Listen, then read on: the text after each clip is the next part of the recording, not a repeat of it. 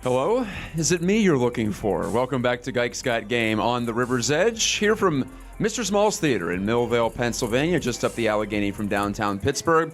I'm your host, Matt Geica, and as part of my continuing quest to be on the air 24/7 constantly, this is my Friday morning program, and I'm always glad to be with you, and with Brian Crawford to my left producing the show, and we'll get his perspective on a couple of Pittsburgh sports topics as the next hour goes by. A reminder, though, that you can find me on social media. Matt Geitka is my name, MattGajtka, if you're taking notes, which you probably aren't. But you can find me on Twitter at that handle, and I'm Matt Geitka Media on Facebook, and always sharing the Facebook Live feed on my account. And we do broadcast on Facebook Live in addition to our live stream at riversedgepgh.com. I'd like to thank Alan Saunders, my good friend and the owner and proprietor of Pittsburgh Hockey Digest, for hosting my show last week. It was outstanding to be on with him from Florida. I was covering the Penguins' road trip, or the end of their road trip, as they played the Panthers down in Sunrise on the east side of the state, and then flew across to Tampa for Saturday's game. The Penguins were at home this week, though, before embarking on a 5-game trip 2 points north and west. I'll get to the Penguins in just a second and where I think they are standing. 11 games into their Stanley Cup title defense, their second consecutive Stanley Cup title defense. Also later in this hour, I'll dig into the MLB postseason. If I talked to you about this 2 weeks ago, I would have had a different feeling about the MLB postseason than I do now. I'm so fickle. I don't know. I bounce back and forth. Maybe that's why I'm not in charge of Major League Baseball or anything of consequence. But I'll get into why my perspective on the playoffs has changed in just a few minutes. Also, though, the Steelers, they're relevant. They're coming to the end of the first half. It's very neatly split up their season this year. 8 weeks, then a bye, then 8 more weeks, then the playoffs. And it is looking like they'll be appearing in the playoffs once again for, what'll that be, the 5th consecutive year, or the 4th consecutive year. Sorry about that. They missed in 12 and 13, but 14, 15, 16, and it's looking like 17 is going to be another year, not just in the postseason, but at the top of the AFC North, which isn't providing much resistance these days. But it hasn't been easy for the Steelers. I'll get into why later on today. But first, let's start with the Penguins. Let's start with this city's championship team. And I was down at PPG Paints Arena on Thursday night, last night if you're watching this live or listening to this live. The Penguins defeated the Winnipeg Jets 2-1 in overtime. Same story from Tuesday night, where they beat the Edmonton Oilers 2-1 in overtime. And the Pens in the midst of a stretch of 8 games, consecutive games, against Western Conference opponents. And that's always fun for me. I've spoken on this show before and other platforms about how much I enjoy variety in my sports scheduling. I think baseball could do better with that. For instance, why don't the Pirates play the Phillies more often? They're right across the state. I know they're in a different division. Can we work out something where we get more than 2 series a year against the in-state rival or the in-state opponent? Maybe not a rival right now, but they could be if you play them more often, like we see in hockey, for instance. But neither here nor there. The Penguins are going to go out to Minnesota. They'll be in Winnipeg, and then they'll play Calgary, Edmonton, and Vancouver as part of that traditional Western Canada trip. 5 games in 7 days for the Penguins. Those back-to-backs don't let up. They have 19 total, and we discussed this last week on the show. 19 total for the Penguins, although their total miles traveled are right near the bottom of the NHL. The fewest in the NHL are pretty close to it because of their division. And what do you think about it? Columbus is in their division, Philadelphia, Washington, the 2 New York teams. So you're not traveling that far, really. Carolina isn't that far either. That's about, an hour and a half flight time. So they have it better than most in that regard. So the NHL pushes back and says, okay, if you have it good there, we're going to give you 19 back-to-back situations. They'll start the trip with 1, and they'll end the trip with 1 up there.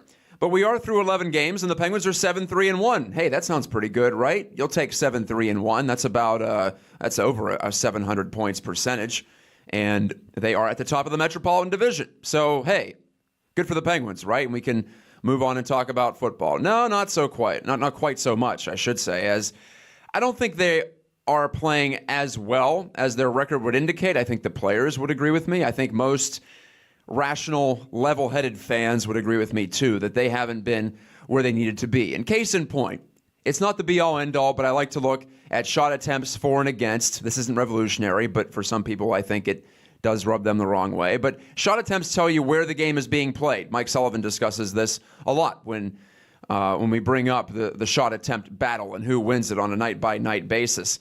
The Penguins haven't won it very often this year, and in fact, they've only won it on 3 occasions at 5-on-5, against the Blues on opening night, against the Panthers out in Florida last week, and also by 1 against the Panthers at home a couple of weeks ago. So they just played Florida every week. They'd be okay.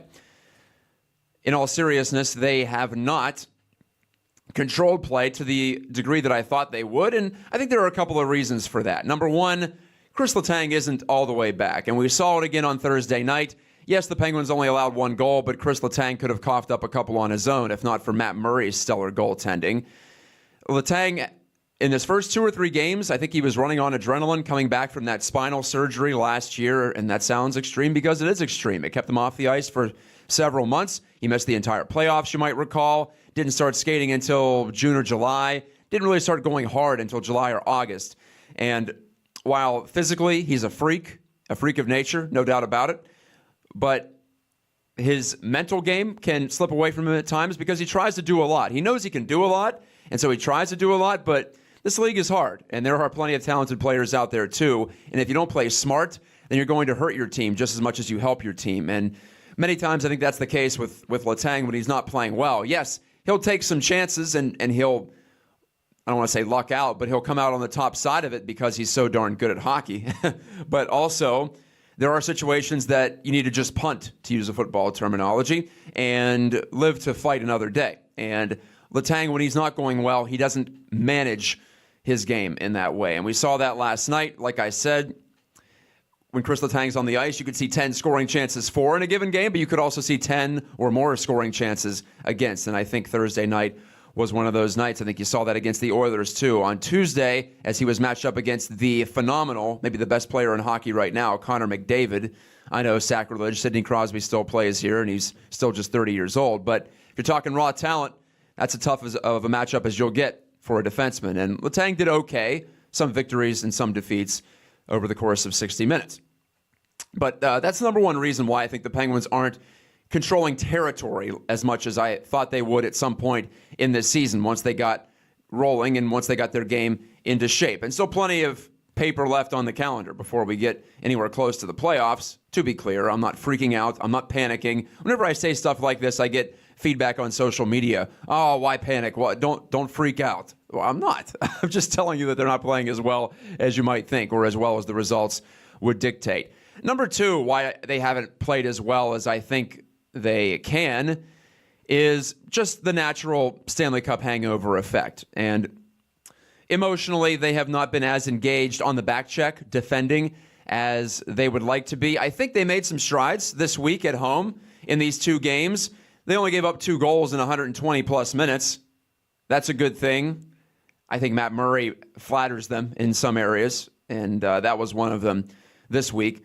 But overall, they did give up fewer scoring chances than they did definitely last weekend against the Lightning. Boy, but that was an ugly game, the 7-1 loss. They've also had some porous games against the Florida Panthers, where they've given up a ton of chances. Remember the Blackhawks game, 10-1, second night of the season out there in Chicago. 10-1 on the bad side if you weren't watching, and I don't blame you if you turned off the TV early for that one. Even opening night against the Blues, they were competing in what hockey people would call a track meet, where you have chances for and chances against, and it's not too controlled. The Penguins don't want to play a controlled game. They're not the 1995 New Jersey Devils by any means, but they do want to have some semblance of responsibility to their game, and I think we saw better execution in that way on Thursday night. So perhaps they're getting back emotionally engaged. I'm willing to give them the first 10 games of the season. And I think Mike Sullivan, despite looking about as disappointed in his team as I've seen him after a couple of these embarrassing losses on the road in the opening month, I think he understands that too. And while he can't say that he accepts mistakes or a lack of attention to detail. In his heart of hearts, I think he knows that this team has time to get it together. So the second reason why the Penguins aren't quite where they should be is emotionally. It's tough to really get up for these games in October after 2 months of high-intensity playoff hockey. That was the most recent hockey that you experienced if you're a Penguin. And to go into games that don't have quite as much meaning, you're going to have that drop-off. Any of us are like that in our places of work. If there's a big meeting, a big presentation you have to make, then you're going to be up for it, for lack of a better term. And if it's just a punch-the-clock type of day, which the Penguins are going through right now, then you aren't going to be as sharp, or typically you aren't going to be. Maybe you're better than me in that way, but I think most of us feel the same way. Third reason, number 3, why the Penguins aren't at the level of back-to-back Stanley Cup champions is their forward depth isn't where it should be. Now, they've acquired Riley Sheahan from the Detroit Red Wings. That happened last Saturday. So that's the latest development, the biggest development between last week's show and this week's show. And I think Sheahan gives the Penguins what they need, to be clear about that. I think he gives them a semblance of defensive responsibility. I know he can skate. I know he can protect the puck, possess the puck. And his offensive instincts are better than what his traditional scoring line would indicate. Over the course of this season, just 1 assist in 10 games. And you might recall last season, he set the NHL record for most shots on goal, consecutive shots on goal, without scoring a goal. He went 79 games without a goal. But then he scored twice in the final game of the season, the final game at Joe Louis Arena, in fact, in the history of that venerable building in Detroit. So at least he had that to go into the summer on. He didn't have a complete goose egg in the goal category.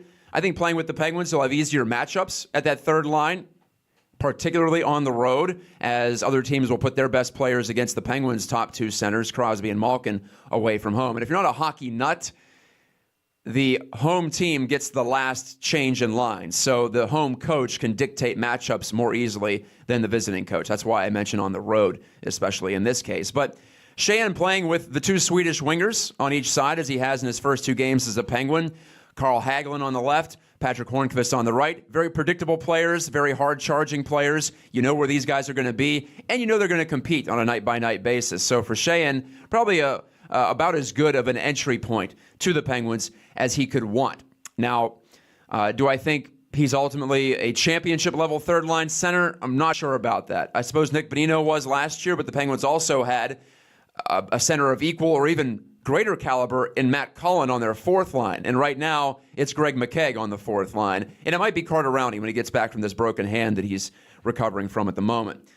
But the Penguins undoubtedly are not as deep at center. Jim Rutherford has been working on it. It's not easy when the rest of the league knows that you need a center. They're not going to just hand over players. In the case of the Wings, Sheahan was the odd man out when Detroit signed Andreas Athanasiou to a restricted free agent contract. Finally, the holdout ended there. So that's what set the dominoes in motion. Rutherford and Wings GM Ken Holland were talking about Sheahan throughout the late courses of the summer, or maybe the early portion of the summer too, after July 1st when free agency started and player movement really began in earnest.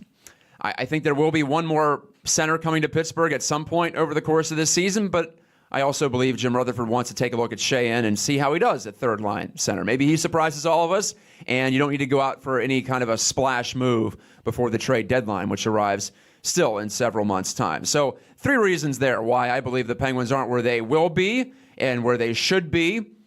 Do I think it's time to have serious concern about this team? No, not quite. They are near the bottom in shot attempts allowed 5-on-5. I think Sheahan will help with that. I think an increased commitment from the forwards and getting back on defense will help with that. But overall, check back with me in a month. When we get to Thanksgiving, and if the Penguins have fallen back in the standings, if they are still continuing to play like this despite piling up the wins with their high-end talent, both in net and up front, bailing them out, then we can start to wonder, is it time for more of a significant overhaul? It'll be time to investigate individual players and see how they're going. But through 11 games, I'm not quite willing to get there, at least not just yet. You're watching and listening to Gike's Got Game on the River's Edge. Brian Crawford Engineering. We'll be back in just a moment. After some local music, we'll talk some Steelers. They're almost halfway through the season. One more game before we reach that point. They'll play Sunday night in Detroit. And I think it's really a natural point to look back at the first 7 games and say, wow, they really did make an escape, did these Steelers. I'll elaborate in just a moment on the River's Edge. Go, it's green, come on! Go! God damn it, Brian. You need to calm down Yeah, with the road I'm sick of rage. these people, these assholes. The road rage, man. You got to calm down on the road rage. Well, I want to get to where we're going. We have a lot of great stuff coming up. We're going to Falling Water, Bicycle heaven. the Mattress Factory, Tuck knob. Trundle Manor. All right, which way do I go? Which way do I go? Come on, right, come on. right. Too late now. Right, come on. Too late now. You know, I got to keep going. I'm not going to sit here like some asshole. Oh, come on, man. All right, you're listening to the Culture Cruise. You can find us at riversedgepgh.com. Your local Pittsburgh area museum podcast. Yes, riversedgepgh.com. You can come take a ride with us. And we're back at Mr. Small's Theater in Millvale. I'm Matt Geica, your host, and you're listening to Geik's Got Game. Cheesy name, I know. I'm sticking with it. I'm riding this one out until the natural conclusion here. Brian Crawford's alongside to help me talk about Pittsburgh sports with you. I always like to get Brian's perspective. And Mr. Crawford, it feels like fall officially, finally. I hate it. I saw that on Facebook. Nothing about fall I like. I wanted to talk to you about this because that is a controversial stance, It is, my friend. yeah. People are not happy, let me tell you. I got more flack on that than I've gotten on most things that I post. However, I've been crushing it on Facebook lately. Every You once don't in a say while, so yourself, Yeah, yeah. I get the urge every once in a while just to kind of ruffle feathers, and this is one Same. of the last couple weeks, and I've just been posting very controversial statements like I hate fall. And people are not happy at all. But you know what? It sucks, okay? It's cold, it's miserable, it's dreary. It's been raining the last few days. Pumpkin has scared and driven Oktoberfest from the taps at all of the bars, and I'm even getting tired of Oktoberfest. So, Really? Yeah. Wow, that's extreme. You have a serious case of being jaded about Yeah, not a fan. the season of autumn. Well, you had to have liked then the fact that it didn't really turn into fall Oh, I loved weather-wise until 2 days ago. I loved that. Now, I think fall is better than winter. Oh, Do you hands agree? down, absolutely. Yeah, right. So well, my thing it's a is- matter of degrees. Sure, and No pun intended. I used to have mixed feelings about fall. I used to like certain aspects of it, but Yeah. it led into winter, so no matter what, the outcome was very negative. But now I'm getting to a point where I can't even tolerate the dip into the 60s. It's just... Wow, you're Just getting too old, cold, man. You should just yeah. move down to Florida. Last I would week, love to. I was in shorts. It Yeah, was. you were down at the game it's with all of incredible. my family. My entire Really? family was at the game. Which with one? you. The one in Florida or Tampa? Yeah, the one in Tampa. Okay, well, Yeah. well, they saw a hell of a game there. That was maybe one of the worst ones I've seen in a while. There were plenty of Pittsburghers there, though. They were there. Yeah, they were there. I'm not sure if there were more. There were more probably in Sunrise, Florida, because they don't draw as well. The Panthers, the Lightning Well- have a great fan base, but there are so many Pittsburghers in the Tampa Bay region. Well, that's the thing. All of my family, they're from here. They've Yeah. migrated down into the Tampa area. So. Well, maybe they went down there to get away from fall and winter. And Absolutely, they did. They all I don't hated it. hate winter. I find that I'm usually ready for every season when it comes because I like variety in many things. And by the time the summer's over, I'm ready for some more Christmas in the air and crispness. I hate not- Christmas. Not Christmas. Oh, I hate both, yeah. Well, you hate Christmas. Well, Yeah, I we hate can talk Christmas. about that, I too. hate crispness. It's the most wonderful time of the year, I've been told. Okay. Some The crooner only once time saying. of year where the public will trample a homeless man to death on their way to a trinket. It should be about giving, you're right, and it is about taking more often than not.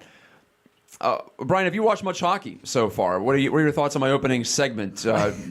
Do the Penguins inspire you so far? You feel like they're just warming their way into the season, kind of taking their time to get up to full intensity? Not the answer you want to hear, but last night I No, go was for at Cousins Lounge, and it was the first time I've heard Steve Mears as the replacement for John Steigerwald. So, Paul Steigerwald, yeah. Paul Steigerwald, thank you. Too many Steigerwalds Too many in this market. Steigerwalds. Yeah, Well, yeah. I've learned. I work with both listening, of them occasionally. Yeah, and listening to both of them, I've learned from listening to John Steigerwald, so I apologize for that mix-up, but it's No, it's all right. Stag versus Staggy. Yes, He is Stag. He's not Staggy. Staggy Exactly. is Paul.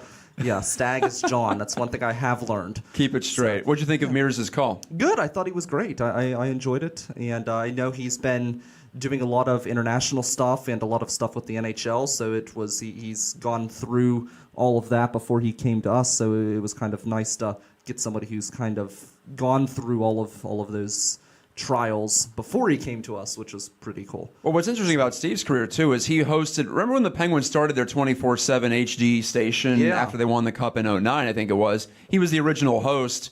I would listen to him at my office, wherever I was working. He would do a morning show from the skate. I really enjoyed that. I kind of wish they would bring that back. It was a nice way to kill some time in the mornings and just stay up to date on the team. Now, they do it differently now. They do more podcasts, but I didn't mind the live stream. Yeah, I liked the as live well. stream a lot, actually, and it was nice because they were on HD radio as well, so you could tune in that way as well if you had one of those receivers. As far as the Penguins go, I've been following them in the news. I haven't gotten too alarmed just because every year we get alarmed by the Penguins, and then they seem to be a team, even if they have a slow start, they tend to come back. They always come back. Well, last year was different because they did have that Stanley Cup effect, and it's really tough to get it going. 2 years ago, they were really in trouble. In December, they fired their coach. Yeah. They made some trades, and that was a complete revamp. That was very much similar to 2009 when they won the Cup and changed coaches and really went through a similar transformation. This year, I just think they need some time to get it going. I think they'll be mostly all right. How about the Steelers? I did want to talk football this segment eventually here and get into it hardcore, but I feel like they've dodged some bullets. They've had so many weird things go on this season, both self-inflicted and otherwise, off the field. But football-wise, they were also uninspiring. But that game against the Bengals this past week, I feel like we're seeing more and more what we thought we would see from the Steelers this season. And I feel the public is maybe down on them right now, but I think they're in better shape than what it appears. They're in a lot better shape than you would think. I know they had that one game where they kind of dropped the ball. I'm trying to think who that was, but yeah, Well, they lost to the Bears. They also lost to yeah. the Jags at home. That was really ugly. Yeah. When they lost to the Bears, I thought, oh man. And then they beat Kansas City, so they seem to. That's the Steelers every year, though, isn't it? You never know how to take them. It's like they're going through like bipolar. It's like they play like they're bipolar. Like they're up when they shouldn't be. Maybe they're down when they shouldn't be, and they just take you for a roller coaster every year, and you never know where they're gonna end up. Well, I think they're going to end up at the top of the AFC North because there's not much competition in the AFC North. I think they're superior to every team by far in that division, and that'll get you at least a home playoff game to start things off. Our first night game of the season, so that's usually arriving much earlier than this. Week 8, they'll play the Lions this Sunday night. It's NBC. hard to believe it's week 8. It is, yeah. already. They're basically halfway through at the moment. So thank you, Brian. Absolutely. Always good to check Thanks in with for having me Pittsburgh's Moral Compass. That's Brian Crawford. He has River Talk. Listen to it. Watch it.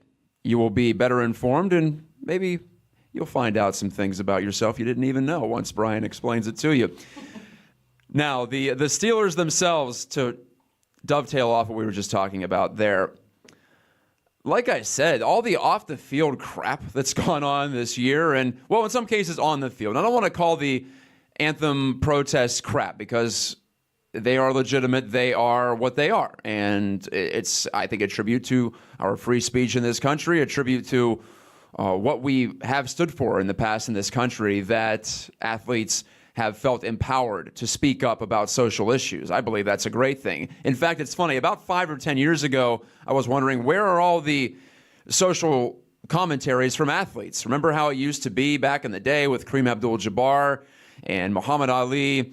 The 70s were very ripe for that. John Carlos and Tommy Smith at the 68 Olympics with the Black Power salute on the medal podium. And then it went away for a while. Then it was Michael Jordan's statement that Republicans buy sneakers too, and you don't want to offend anybody.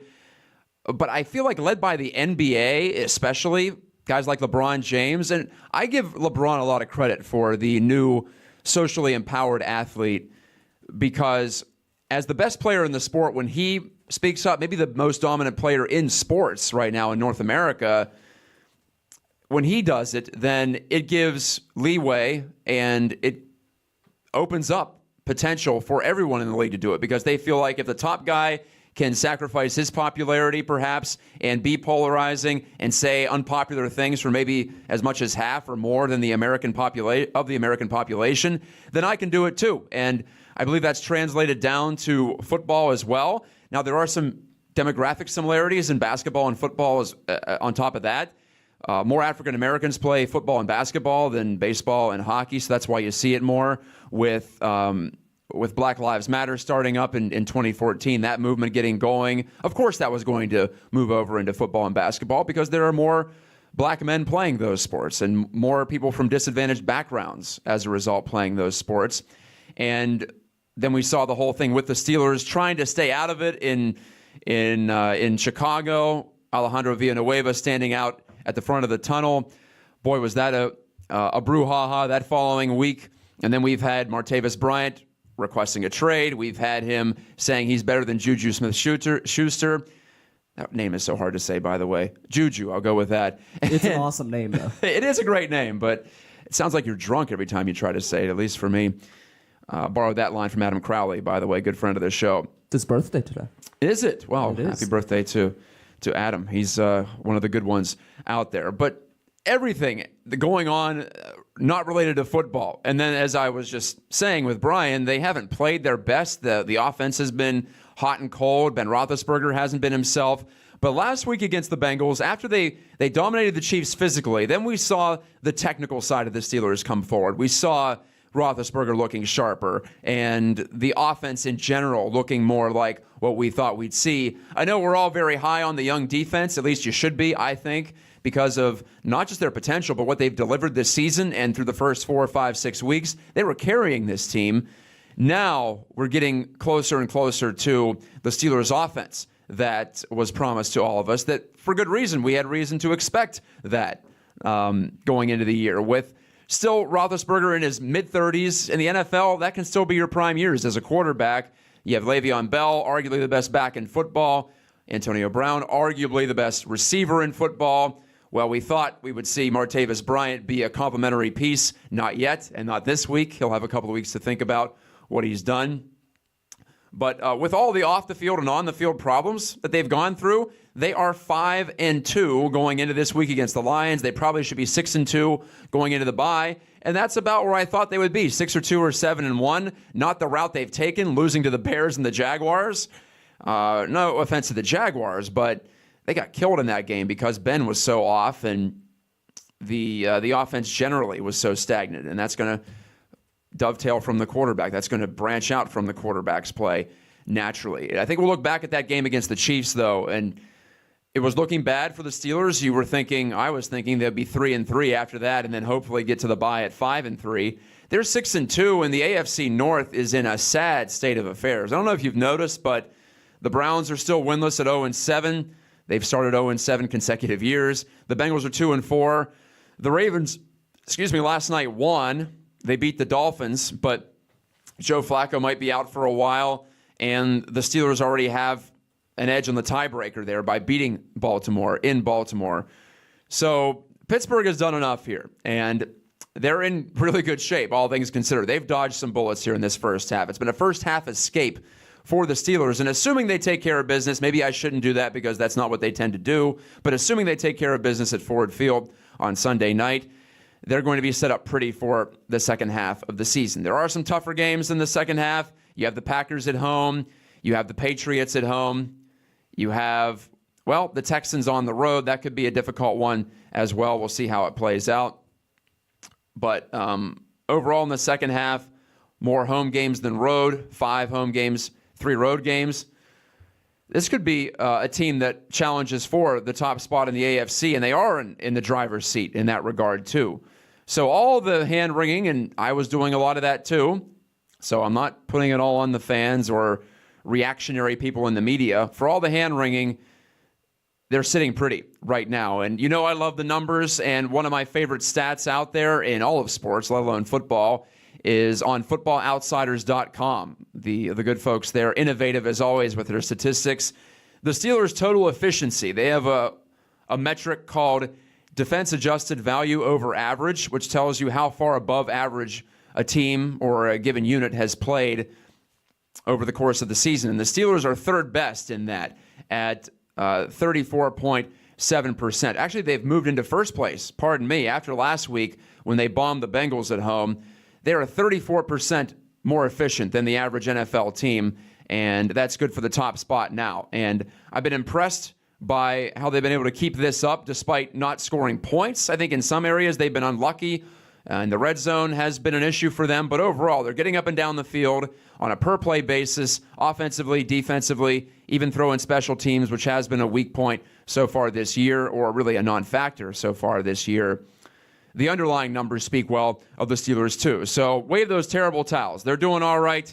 You can feel good about this team. It's all right. It's allowed. I know the expectations were high, but for the most part, they're in a position to be right there among the Super Bowl contenders at the end of the season. Let's take a step out on Geiks Got Game on the River's Edge. When I come back, some meditations on the MLB postseason and a wildly entertaining start to the World Series has me feeling better about the baseball product, so to speak, than I was 2 weeks ago. I'm Matt Geica, and I'll be back with you in just a moment. Hey, River's Edge listeners, Alex here from The Mike Sasson Show, and boy, have I got to tell you about Salon 22, a small local business located right here in Millville. I got my hair colored there about 2 weeks ago, and I still can't stop staring at myself. They use this awesome new technique called color melting to make me look like a mermaid. But don't worry, if mermaid hair isn't your thing, they'll meet all your hair goals, with things like balayage, rose gold, unicorn hair, ombre, as well as monochromatic color, which is your standard basic coloring. Seriously, they do it all, and they do it good. Check Salon 22 out on Facebook and mention this ad when you make your appointment to receive a free color lock service to help preserve your color. It's a $20 value for free. I'm not kidding. Book your appointment now by calling 412-822-7222. That's 412-822-7222. To open up a can of some cancer. When it come to pizza, I've got high standards. 'Cause foxes be making me nauseous. Well, we were vibing this morning at Mr. Small's Theater. Thank you, Brian. I feel much hipper coming into that. I feel like I should be in a rap battle or something now, or vibing along with some folks in a poetry jam. Something See, like that. I figured I'd bring that in. You know, we were talking about pizza last week, so there you Oh. go. So it's a yeah. rap about pizza. I didn't know that. Okay. Well, why not rap about pizza? Why not rap about anything? As we discussed, though, I don't eat pizza. So No pizza. I haven't had it in a while. And you know what? I'm still here, folks. I haven't died yet. Yet. Yet. At some point, it'll happen, I'm sure. It'll. Maybe I'll be the one to live forever. You never know. Unprecedented. It could happen.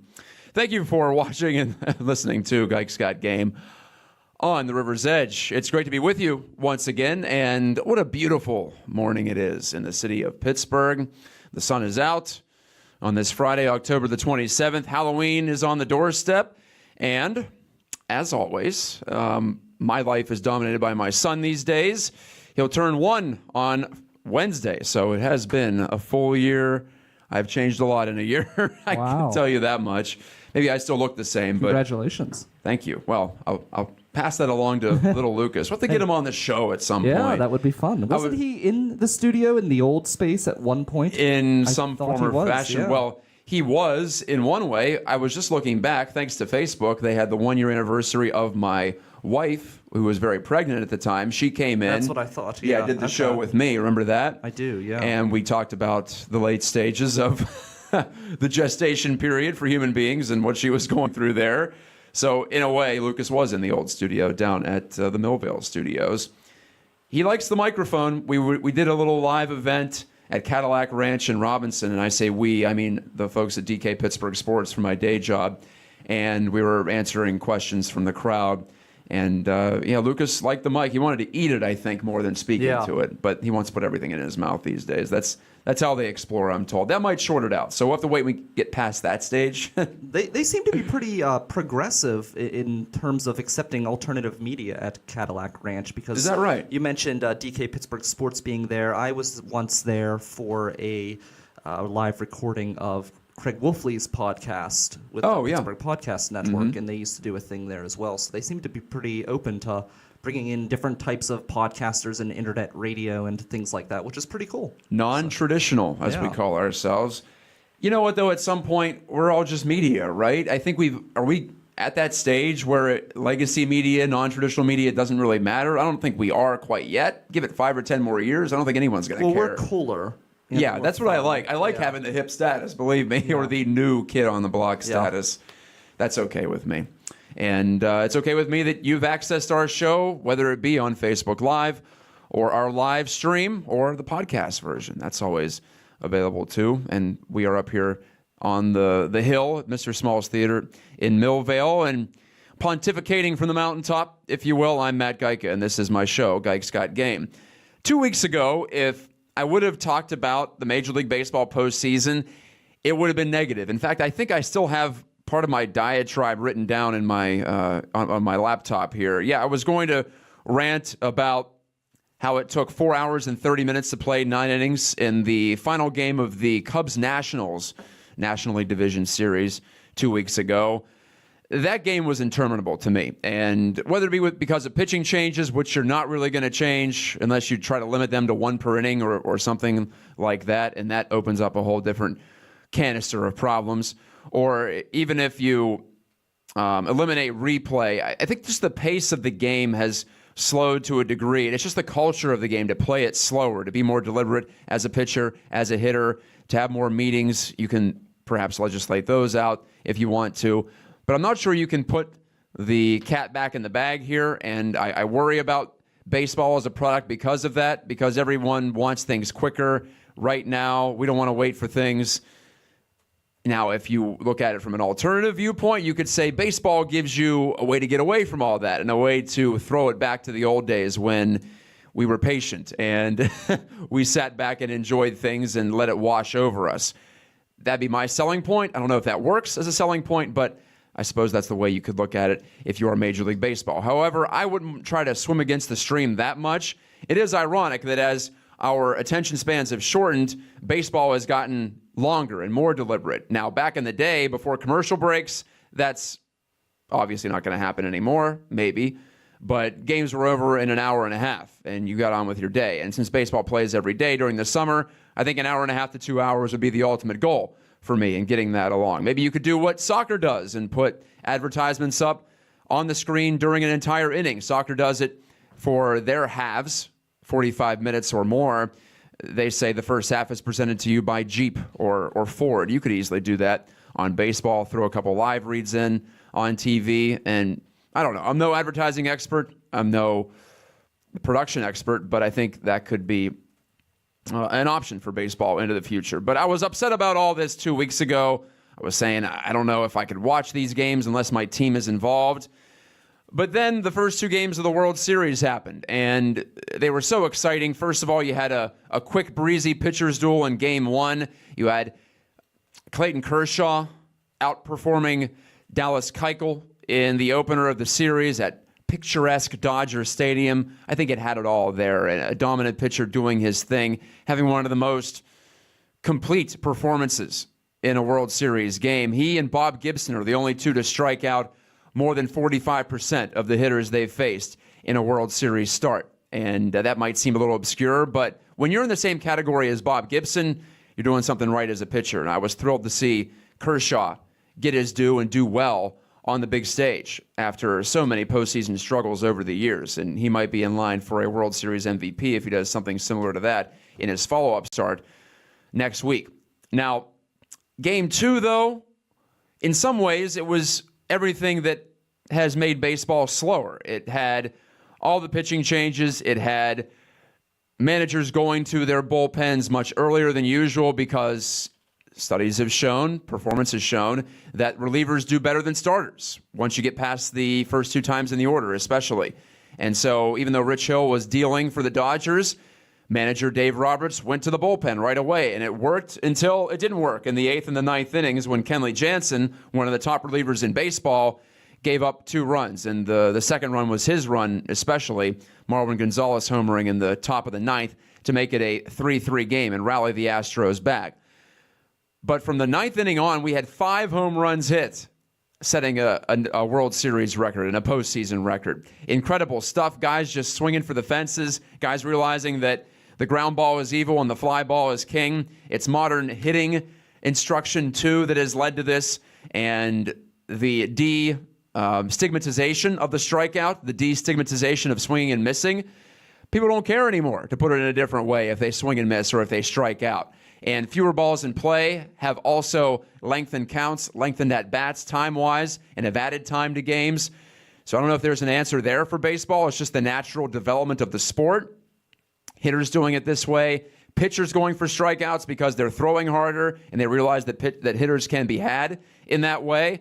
So there are certain things that aren't fixable, but for me, having the home run in play as much as it has been this year, the past 2 years, maybe it's a juice ball, maybe it's hitting changing. We can debate that for days and days. But to have the home run in play more than ever and to have the swing and miss in play more than ever, it actually opens up more options. And in high leverage situations especially, maybe in regular games it's not the best, but in high leverage situations when you know that there is a home run in play, it's more likely than ever.